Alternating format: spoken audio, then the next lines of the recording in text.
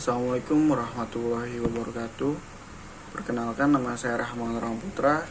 Saya dari Universitas Siliwangi, jurusan Pendidikan Jasmani. NPM saya 192191128. Di sini saya akan mempresentasikan mengenai keterampilan gerak. Keterampilan gerak adalah salah satu materi yang dipelajari dalam TB motorik. Kita akan langsung masuk ke dalam materinya.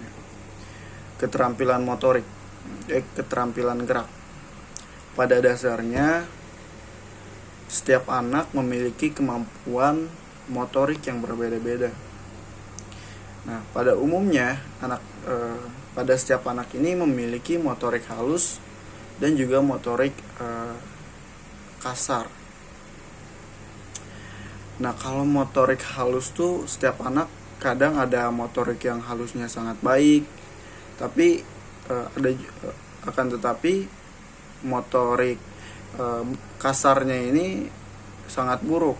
Nah, begitupun sebaliknya. Tapi ada juga anak yang motorik halus dan juga motorik kasarnya ini sangat baik. Nah, begitupun juga sebaliknya, ada juga yang motorik halus dan juga motorik kasarnya ini sangat buruk. Nah, maka dari itu kita harus bisa melihat keterampilan gerak anak melalui motorik anak tersebut. Nah, sebenarnya bagaimana suatu keterampilan itu dapat dikuasai oleh anak, maupun dengan cepat ataupun dengan lambat. Ada beberapa cara, tapi yang pertama menurut saya itu kita harus memberikan rangsangan pendidikan pada stimulus anak itu untuk membantu pertumbuhan dan juga perkembangan jasmani dan rohani. Jadi kita kasih imagine, kita kasih gambaran bahwa begini loh cara gerak, begini loh cara melakukan suatu keterampilan gerak. Nah, nanti anak ketika membayangkan itu udah terekam di otaknya, dan mereka bisa mengimplementasikan apa yang sudah ia pikirkan atau di dalam pikiran mereka.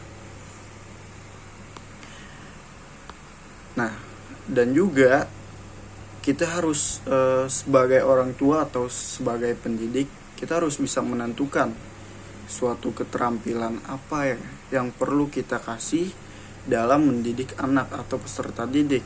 Nah, kita perlu menganalisanya, apakah gerak tersebut cocok atau tidak terhadap anak pada umurnya. Misalkan gerakan berlari pada umur 2 tahun atau umur 1 tahun, apakah sudah pantas untuk kita terapkan?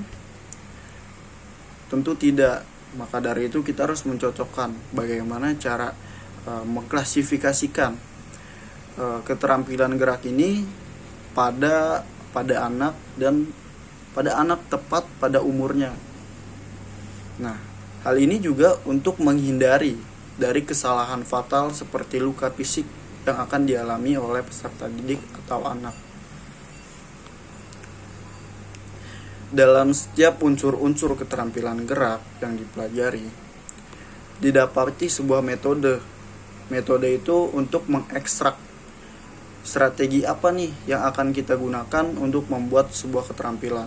Jadi gambarannya seperti ini. Tadi kan ada klasifikasi.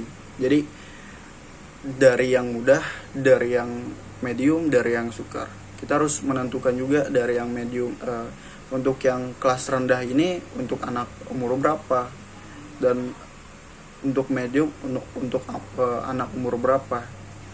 Dan ketika kita ingin mempraktikkan atau menguji coba klasifikasi itu, kita perlu sebuah metode atau strategi agar cara pembelajaran atau mengajar atau memberi edukasi kepada anak atau peserta didik itu secara bertahap tepat dan juga maksimal, atau kita bilang hasilnya itu optimal. Nah, mungkin sekian dari saya mengenai keterampilan gerak. Mungkin bila ada salah-salah kata, mohon maaf bila ada kata yang kurang mengenakan di hati. Pamit undur diri. Assalamualaikum warahmatullahi wabarakatuh.